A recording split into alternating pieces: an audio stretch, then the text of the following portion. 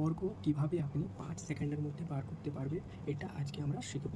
তাহলে আমার কাছে দুটি সংখ্যা আছে, একটি 61 এবং একটি 37। এই দুটি সংখ্যার বর্গ আমি বের করে দেখাবো, আর এইভাবে আপনি যে কোনো সংখ্যার বর্গ বার করতে পারবেন। তার জন্য আপনাকে একটা জিনিস করতে হবে, সেটা হলো 1 থেকে 9 পর্যন্ত 1 থেকে 9 পর্যন্ত সংখ্যাগুলি যেগুলি আছে সেগুলির বর্গ আপনাকে মুখস্থ করতে হবে। তাহলে আপনি এই ট্রিকটি ফলো করতে পারবেন, না হলে আপনি এই নিয়মটি ফলো করতে পারবেন না। তাহলে দেখি প্রথমে 61 স্কোয়ার। এই 61 স্কোয়ার কীভাবে বার করব?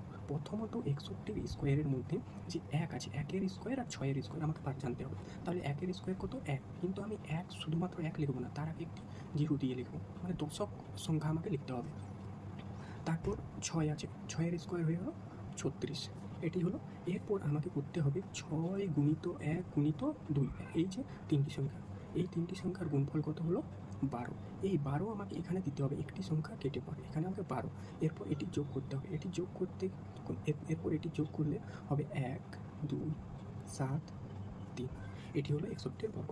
এরপর চলুন এবারে 37 একটা বার করি। 37-এর 7-এর বর্গ 49, 3-এর বর্গ 0, 9।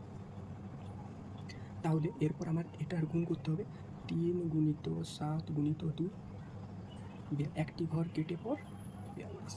এরপর যোগ 9, 6, 3, 1, 1369। এইভাবে আপনি যে কোনো সংখ্যা বর্গ 5